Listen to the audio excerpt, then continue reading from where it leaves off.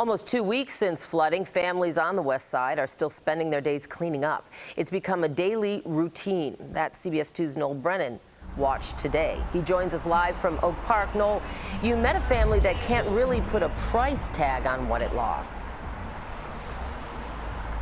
Right, Dana. So we stopped by a family's home that was once full of about 3 feet of water.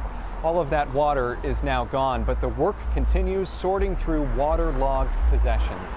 In one afternoon, water washed away what it took a family a decade to create.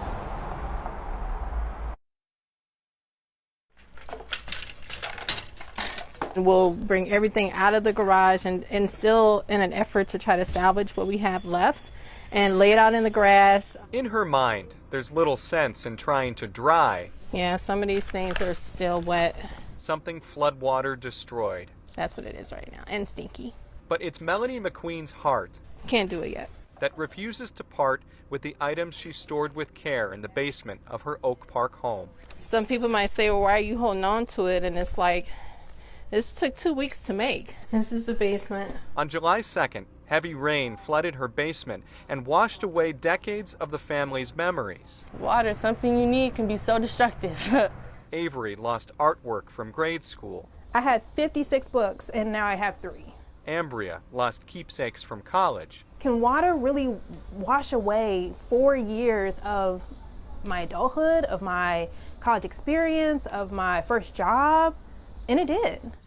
But the whole family grieves the loss of costumes and set pieces they created together. Blood, sweat, and tears.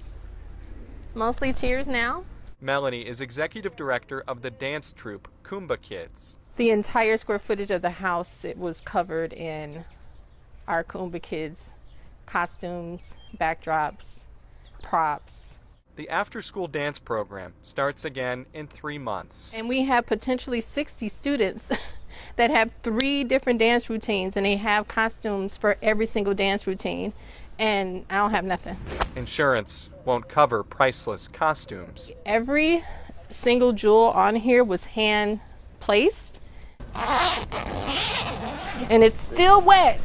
Melanie knows she can't save it all, There's nothing I can do with that. but she's not ready to give up routine. You know, it's just really hard to let go. It's something that you put your heart and soul into.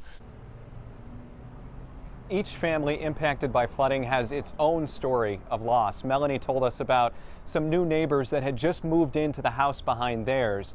They had all of their boxes, all of their possessions, mostly in the basement, and they lost the majority of it in the flood. In Oak Park, Noel Brennan, CBS 2 News. Dana? All right, Noel, thank you.